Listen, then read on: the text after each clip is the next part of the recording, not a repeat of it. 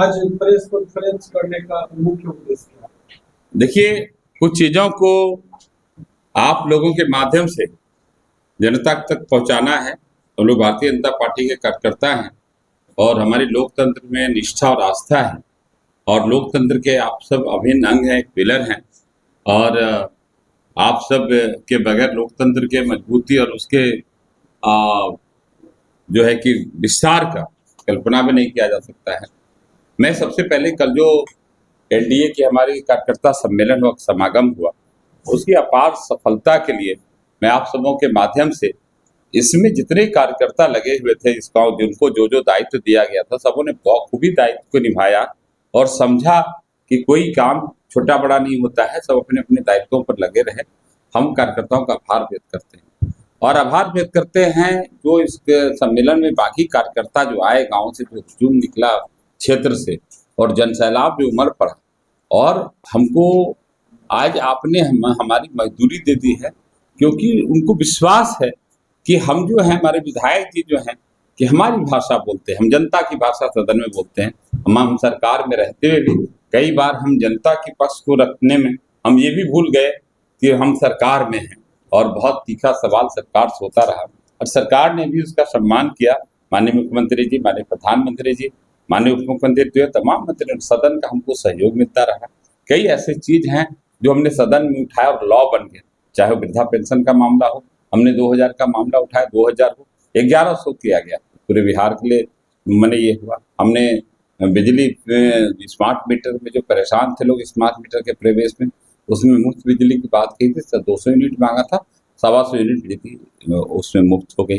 Degree college की बात थी, हमने महसूस किया कि जिस तरह से कि पीरपैंती में बहुत सारे प्रखंड है, हमने जब आकलन किया तो बिहार राज्य के बहुत सारे प्रखंड में डिग्री कॉलेज नहीं है, काफी परेशानी होती है बच्चों को। डिग्री कॉलेज का वो भी एक मील का पत्थर साबित हुआ। पीरपैंती के साथ साथ पूरे राज्य में फर्स्ट फेज में 356 डिग्री कॉलेज बन रहे हैं, फिर भागलपुर जिले में 12 डिग्री कॉलेज बन रहे हैं और राज्य स्तर में 356 और पीरपैंती में एक डिग्री कॉलेज बन रहा है। एक सपना था। जिस तरह से क्राइम कंट्रोल के हम बॉर्डर एरिया पर हैं, जिस तरह से देरा में फसलों की लूटमार, जिस तरह से कि कानून की धज्जी उड़ती थी, उसलिए यहाँ पर एक वरीय पदाधिकारियों की काफी जरूरत थी और लोगों ने कल्पना भी नहीं की थी कितना जल्दी यहाँ पर जो पुलिस अनुमंडल हो जाएगा, एसडीपीओ की पोस्टिंग हो जाएगी, एसडीपीओ पोस्टिंग हो, यहाँ काम कर रहे हैं और काफी क्विक एक्शन हो रहा है और एसडीपीओ 1 जो थे कहलगांव, उनका भी लोड घटा है, लोगों को न्याय मिल रहा है। एक जो है कि संविधान में बाबा साहब अम्बेडकर ने कहा है, अगर समय पर न्याय न मिले तो भी एक अन्याय है, बहुत बड़ा न्याय है, तो लोगों को समय पर न्याय मिल सके, इस दिशा में भी जो है कि काम हो रहा है। जिस तरह से 112 नंबर काफी एक्टिव हुआ है, 112 नंबर पर कॉल कीजिए। पहले था कि थाना अध्यक्ष सोए है, थाना अध्यक्ष लेट से आए, थाना अध्यक्ष आएंगे इसको भेजेंगे। अब इन सब चीजों को देखते हुए 112 नंबर इशू किया है बिहार सरकार ने और आपको ये जानकर खुशी होगी कि बिहार का 112 नंबर बाकी के राज्यों से काफी फास्ट है। 15 मिनट से 22 मिनट के बीच में वहाँ जगह पर जाता है और जाकर के वहाँ पर वो एक्शन करता है। ये का ठहरा हुआ है। हाँ, हम उस पॉइंट पर भी आ रहे हैं। ठीक है, हम आपको जो है कि ये हम इसको लेकर के हमने यहाँ पर आपको प्रेस बुलाया था और अभी जो रेलवे को लेकर के अभी हमारे जेडआरसीसी की ईस्टर्न रेलवे की बैठक है। लगातार जो मेंबर है बिहार विधानसभा को मैं वहाँ रिप्रेजेंट करता हूँ, 243 सदस्यों को मैं वहाँ पर अकेला रिप्रेजेंट करता हूँ। तो वहाँ पर हमने पिछली बैठक में हमने रखा था कि नारायणपुर में जो कुछ ट्रेनों का ठहराव हो वहाँ पर, चाहे वो फरक्का हो, वनांचल हो, इसके बाद इंटरसिटी एक्सप्रेस हो। पीरपैंती में लंबे समय से हमको लगता है कि 5-7 साल से ये डिमांड चल रहा था कि यहाँ ब्रह्मपुत्रा का ठहराव और इसके पीछे पीरपैंती को अमृत भारत स्टेशन के तहत डेवलप करने के पीछे भी मंशा है कि कुछ नए और प्रमुख ट्रेनों का ठहराव हो। तो पीरपैंती में कल ही स्वीकृति मिल गई, ब्रह्मपुत्रा एक्सप्रेस पीरपैंती में उसका ठहराव हो गया और फरक्का और वनांचल का सिमनारायणपुर में हो गया। जल्द हम उम्मीद करते हैं कि इंटरसिटी का भी, साहेबगंज दानापुर इंटरसिटी का भी ठहराव होगा।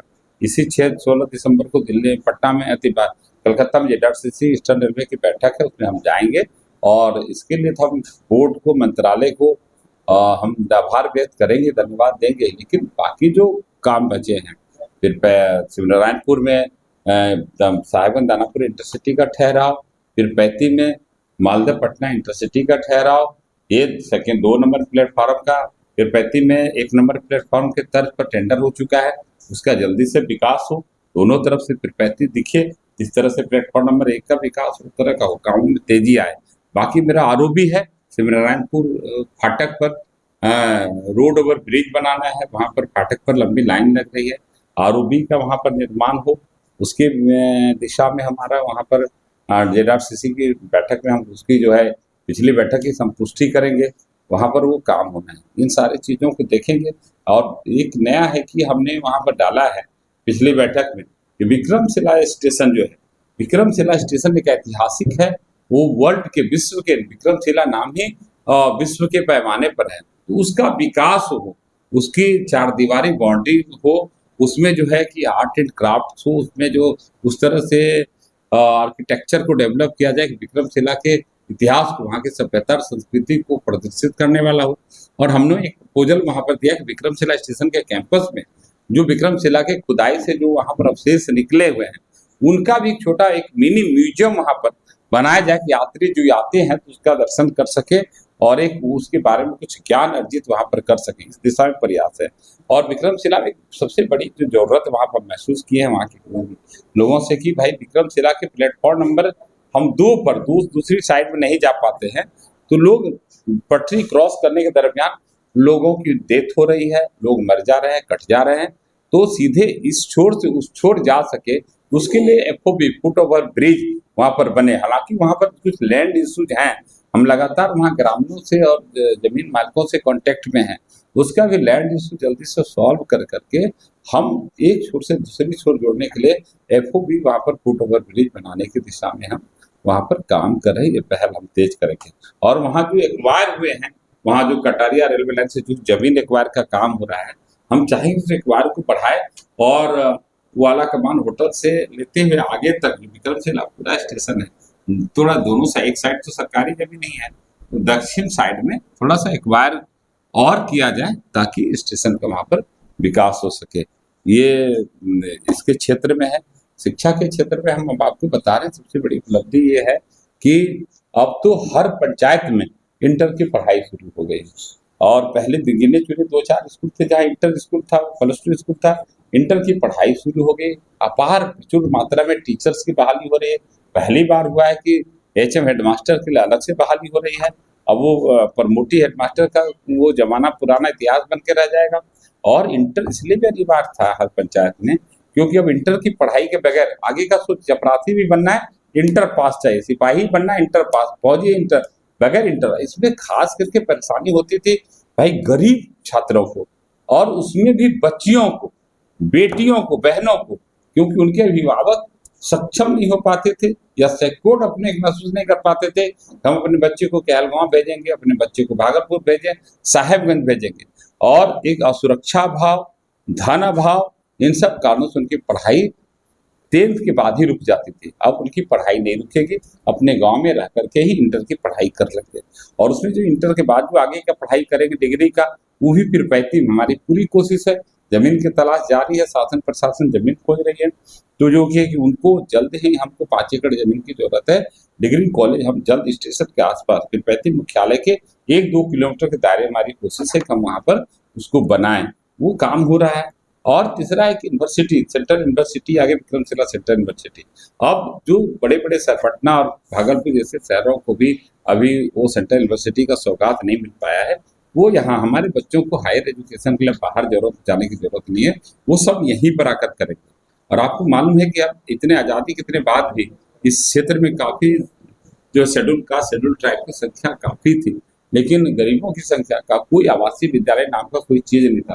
हम चुनाव जीतने के साथ सदन में गए और वहां पर जो है कि आवासीय विद्यालय की डिमांड को रखे, और सरकार ने बहुत जल्द त्वरित कार्रवाई करते हुए खवासपुर मौजा के चारी में जो है आवासीय विद्यालय बाबा साहब डॉक्टर भीमराव अम्बेडकर अनुसूचित जाति जनजाति आवासीय विद्यालय का 720 सीट का आवासीय विद्यालय का वहाँ बनाया, संचालन किया, और अभी 720 बच्चे वहाँ पर रह के पढ़ रहे हैं।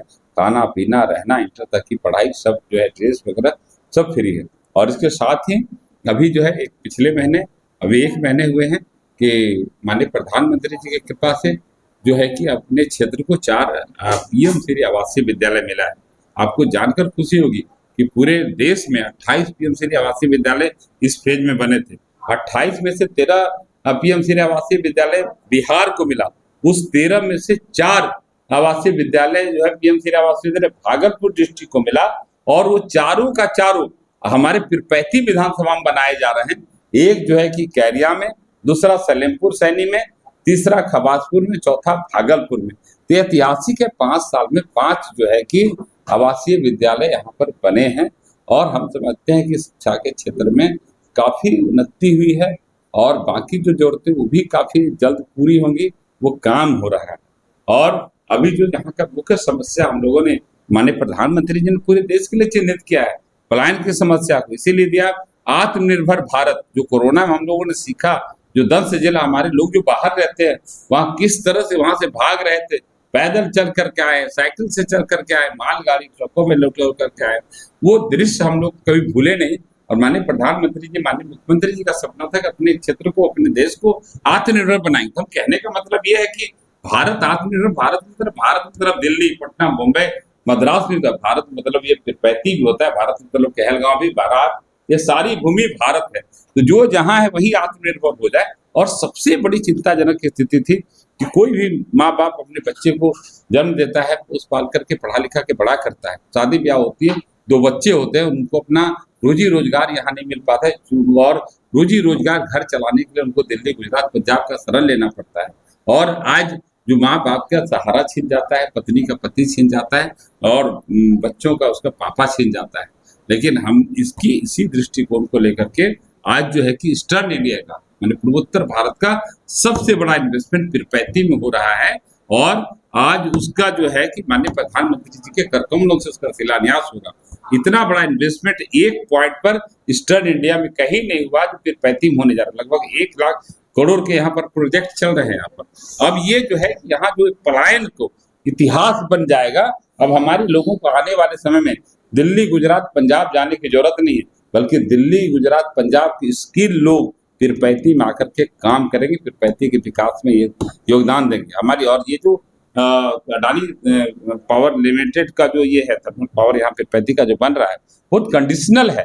ये कंडीशन है कि उसमें जो है कि 25 वर्षों तक बिजली बिहार को ही देना है, 25 वर्षों तक बिहार सरकार ने उसका रेट फिक्स कर दिया।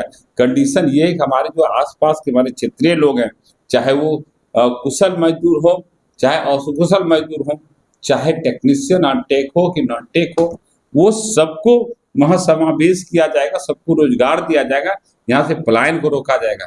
जब हमारे सारे लोगों का समावेश हो जाएगा, विक्रमशिला यूनिवर्सिटी में कटारिया जो ब्रिज बन रहा है वहां पर हो जाए, थर्मल पावर हो जाएगा, सीमेंट फैक्ट्रियां आ रही हैं यहाँ पर, फूड प्रोसेसिंग यूनिट्स आ रहे हैं, और भी कई यूनिट्स आ रहे हैं यहाँ पर, एग्रो बेस्ड इंडस्ट्री आ रही है, सब जगह हमारे लोगों का समावेश हो जाएगा, तभी बाहर के लोगों को यहाँ पर एंट्री मिलेगी।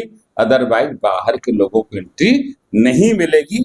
आत्मनिर्भर भारत के तहत सबके क्षेत्र के लोगों का आत्मनिर्भर बनाना है, ताकि यहाँ के जो नौजवान हैं अपने माँ बाप के साथ, अपनी पत्नी और बच्चों के साथ शाम का खाना खा सके, के साथ प्यार से रह सके, बच्चों को दुलार कर सके, बच्चों का होमवर्क चेक कर सके, घर का टिफिन लेकर खाने के लिए जा सके। जो परिवार जुड़ा है उस परिवार को जड़ने से रोकना है।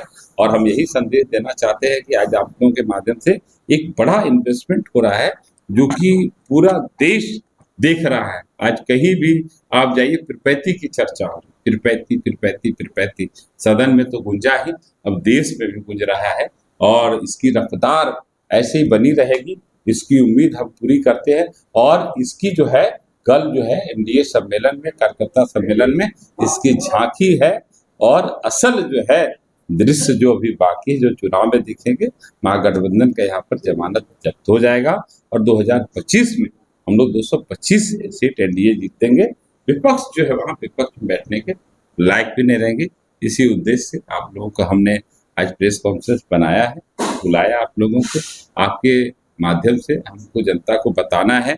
और हर बिंदु पर हमने पहलू किया था कि वृद्धा पेंशन के लिए, वृद्धा पेंशन बढ़ाया जाए, बढ़ गया, बिजली बढ़ गई, बाकी चीज हो रहा है। सबसे बड़ा जो सौगात है कि अभी हम 10 दिन के अंदर सब महिलाओं को, गरीब अमीर कोई महिला, मेरा ही प्रपोजल था, हमने सदन में प्रपोजल पेश किया हमने लिखा और बैठकर हम लोगों ने काम किया कि भाई सभी महिलाओं को एक बार ऊपर उठाया जाए।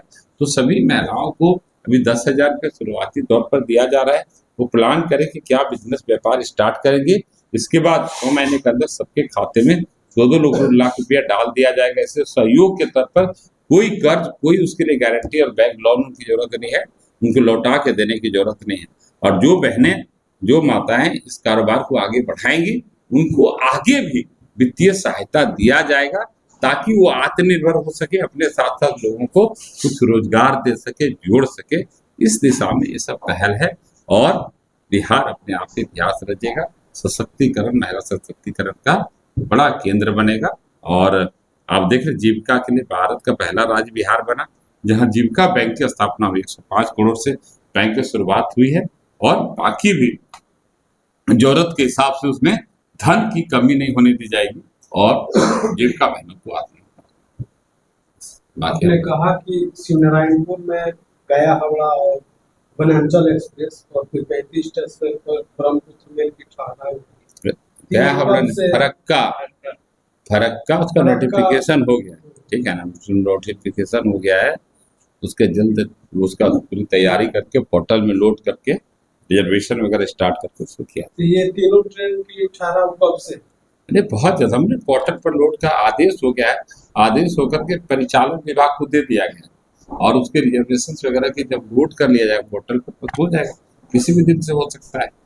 तो कुछ बस थोड़ा सा टेक्निकल तैयारी है, बाकी प्रशासनिक सब कर ली गई। तो आप जानिए फिर तो हम का वहाँ पर अब कम्युनिटी हेल्थ सेंटर बनाए जा रहे हैं, 100 बेड्स का अस्पताल बनाए जा रहे हैं। इसके बाद आप जान लीजिए जिस तरह से यहाँ पर इंडस्ट्री का हब हो, इंडस्ट्री में तो CSR के तहत और बाकी चीज़ों के तहत जो सोशल रिस्पॉन्सिबिलिटी आना है, तो कई तरह के अच्छे स्कूल बनेंगे, अस्पताल बनेंगे। और हम लोग ये कोई जरूरत नहीं, हम लोग पूरी तरह से यहाँ स्वास्थ्य के क्षेत्र में भी आने वाले समय में आत्मनिर्भर हो जाएंगे। इस तरह से यहाँ 4 लेन और NH गुजरा है, हमारा डिमांड भी रहा, आप लोगों ने सुना भी है। एक ट्रामा सेंटर यहाँ पर बने ताकि दुर्घटना की स्थिति में, इमरजेंसी की स्थिति में, कैजुअलिटी की स्थिति में यहाँ पर उसका जान बचा करके आगे बेहतर इलाज पे भेजा जा सके। जिस तरह से सुपर स्पेशलिटी अस्पताल की स्थापना हुई है, वहाँ तक के लिए होगा। इवन सुपर स्पेशलिटी अस्पताल में मने की तैयारी चल रही है कि वहाँ पर जो है कि एयर एम्बुलेंस दिया जाए, हेलीपैड वगैरह बनने की भी तैयारी चल रही है। यहाँ सब व्यवस्था हो जाएगा। अभी तक रेलेबल है, उनका पेमेंट करना हुआ कब तक होगा? राजनीति का जो कटाव पीड़ित जो किस्मत नहीं, आपको मालूम होना चाहिए ना कि बहुत लोगों को हमारे विधायक बनने के बाद हजारों लोगों को जमीन दिया गया 3-3 डिसमिल, बहुत लोगों को जमीन दे दिया। बहुत लोग यहाँ करके बनाने भी लगे, बना के रह भी रहे हैं। कुछ लोग अभी जमीन का पर्चा लेकर के वहीं पर टिके हुए हैं। उस सब को जिनको नहीं मिला, जो कुछ लोग छूट गए, शुरू में मिसगाइड वो लोग हो गए किसी दलाल के बहकावे में आकर के, जबकि सरकार ने उनको जमीन दिया है। 1 साल का पर्चा भी हम लोग कटा कर उसको दिए, 1 साल का रसीद भी, रेवेन्यू रसीद भी कटा कर दिए। वो लोग, कुछ लोग मिसगाइड हो गया, कुछ लोगों ने उसको बिचौलिए किस्म लोगों ने मिसगाइड किया, कुछ लोगों ने पर्चा नहीं लिया था, उन लोगों ने भी आकर के यहाँ अंचल कार्यालय में पर्चा अपना ले लिया है। और कुछ लोग यहाँ जहाँ नया जमीन मिला है वहाँ रह रहे हैं, बाकी लोग भी बना रहे, जल्द वहाँ से खाली करके यहाँ रहेंगे। और हम लोग भी सर्वे करा रहे कि ऐसे कौन कौन से लोग बच गए जिनको वहाँ जमीन नहीं मिल पाया है, उनको हम लोग बहुत जमीन जल्द दे देंगे। कई सौ, लगभग 400-500 लोगों का अभी जो है कि बीच में इलेक्शन कार्य में अधिकारी बिजी हो गए थे। हमको लगता है 10 दिन के अंदर कुछ लोगों को और पर्चा वहाँ बांटा जाएगा और उनको जमीन अलॉट किया जाएगा, घर बनाने का पैसा दिया जाएगा, सबका पुनर्वास होगा। एक सोशल मीडिया पर वायरल चल रहा है जो कि पूर्व विधायक आरोप लगा रहे हैं कि ब्लॉक से कमीशन लेते हैं और थाना से कमीशन लेते हैं, इसीलिए वर्तमान विधायक नहीं ब्लॉक आते हैं। आप क्या बात कर सकते हैं, अब उनको बोलने का कोई हक नहीं है। हम लोग थाना ब्लॉक वाले हम लोग विधायक नहीं है, हम जाते हैं ना, हमारे लोग जाते हैं। आप इसको इसी से जान लीजिए कि जब इनकी सरकार थी तो जब बाढ़ में इनके जो आका हैं, इनके जो सुप्रीमो लालू प्रसाद यादव जी कहते थे कि गंगा मैया अंगना आइए, खुशी मनाइए। आपदा में लोगों का उपहास उड़ाते थे ये लोग, आपदा में, बाढ़ जैसी विविधता में, आपदा में ये उपहास उड़ाते थे। और वो हम लोगों को बताएंगे, नसीहत देंगे, हम लोग क्या हिसाब किताब लेंगे। इनको तो कुछ बोलने का हक ही नहीं है। और जब आपदा में सेंट्रल के ये पर जब काम होने लगा तो 6-6 महीने तक 4-4 महीने तक लोगों को जीआर राशि नहीं जाती थी। भाई धरना प्रदर्शन होते थे प्रखंड में।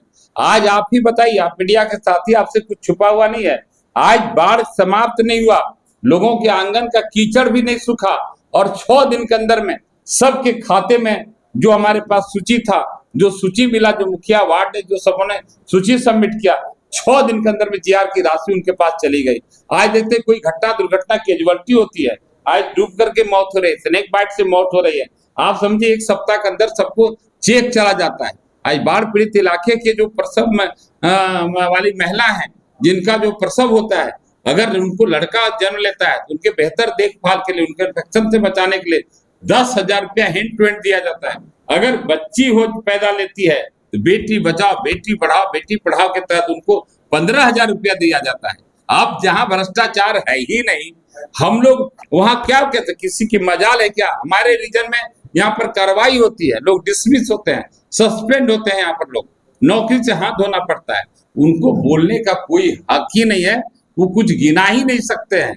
जो आदमी 7 दिन नशे में चूर रहता है, अवैध कारोबार में चूर रहता है, जो अश्लील हरकतों से में माने मशगूल रहता है, वो क्या बोलेगा? उनको बोलने का कोई हक है उनको, और उनकी हम बोल नोटिस लेने की जरूरत नहीं। ऐसे लोगों का कोई नोटिस नहीं लेना, पहले भी नोटिस ले लिए, अभी भी नोटिस नहीं लेते। हम लोग काम में विश्वास करते हैं। एक जनता जानती, कल का जनसैलाब बता रहा है कि हम क्या कर रहे हैं। आज लोगों के खाते में जा रहा है। इनके समय में 100 रुपये का रसीद कटाने के लिए किसान को, मजदूर को 1,000 से 2,000 रुपया घूस देना पड़ता था।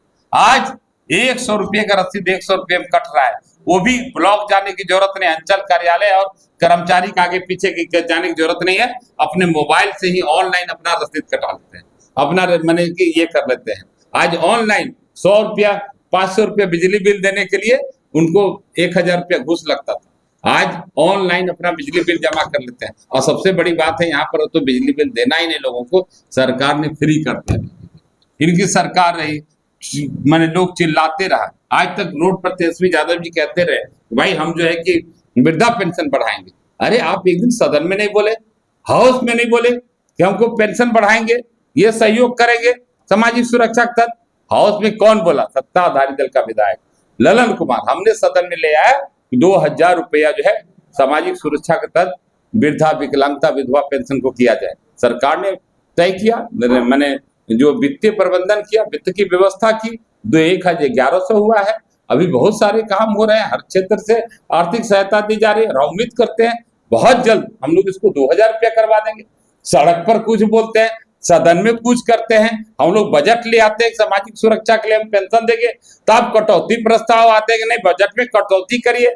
सदन में आप प्रस्ताव का, बजट का विरोध करते हैं आप, और सड़क पर आकर के कहते हैं हम ये देंगे वो देंगे। बताइए किस बजट में इन लोगों ने कटौती प्रस्ताव नहीं लिया है? आपको मैंने, आप सदन में कुछ कहेंगे, जहां काम होना है वहां बजट का विरोध करेंगे कि नहीं इतना बजट नहीं चाहिए, पेंशन देना सही नहीं है, बिजली फ्री देना सही नहीं है, बजट कटौती करिए, कम करिए। और आप सड़क पर आकर के जनता को बरगलाने का काम करेंगे। आप क्या, हम पूर्व विधायक से यही कहना चाहते हैं, आप क्या, आपके नेता भी बिहार की जनता को नहीं बरगला पाएगी। और इस बार 2025 में 225 सीट जीतेंगे। और एनडीए का जो भी माय प्रत्याशी यहाँ आएगा अपना जमानत भी प्रपैतिम जब्त नहीं करा पाएगा, जब्त करा लेगा, अपना जमानत बचाना उसके लिए मुश्किल है।